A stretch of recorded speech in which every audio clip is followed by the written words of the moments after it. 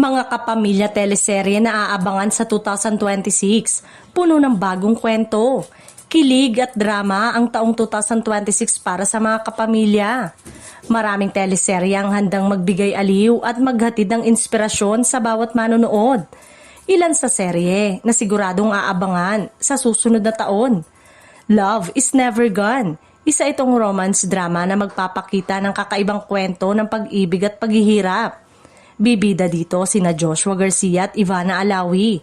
At ayon sa mga ulat, ito ang unang Filipino TV series na kinunan sa Morocco. Tiyak na mapapahanga ang mga manonood sa kakaibang setting at mahusay na pagganap ng mga artista. Someone Somebody. Ang seryeng ito ay kabilang sa bagong lineup ng ABS-CBN para sa 2026. Tampok dito ang mga bituin na sina Catherine Bernardo, James Reid at Ma Salvador.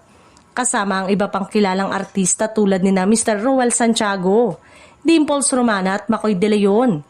Asahan ang puno ng emosyon at kwento ng pag-ibig, pamilya at pakikipagsapalaran sa bagong serye na ito. The Alibay teleserye version para sa mga mahilig sa romance, suspense. Ito ang teleserye. Pinangungunahan ni Kim Chu at Paulo Avellino. Tampok dito ang kwento ng pag-ibig, intriga at mga lihim na unti-unting nabubunyag. Asahan ang matinding kilig at suspense sa bawat episode.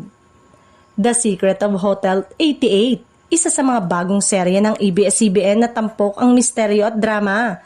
Bagay ito para sa mga manonood na gustong masabik sa mga nakakakilig at nakakakilabot na kwento. Bagong cast at nakakakilig na twist ang siguradong ikatutuwa ng bawat kapamilya fans. Ang dami ng mga bagong kapamilya teleserye siguradong maraming aabangan na kwento ng pag-ibig, pamilya at misteryo, kaya't huwag palampasin ang mga bagong palabas na ito at samahan ang inyong paboritong kapamilya stars sa kanilang mga bagong adventure.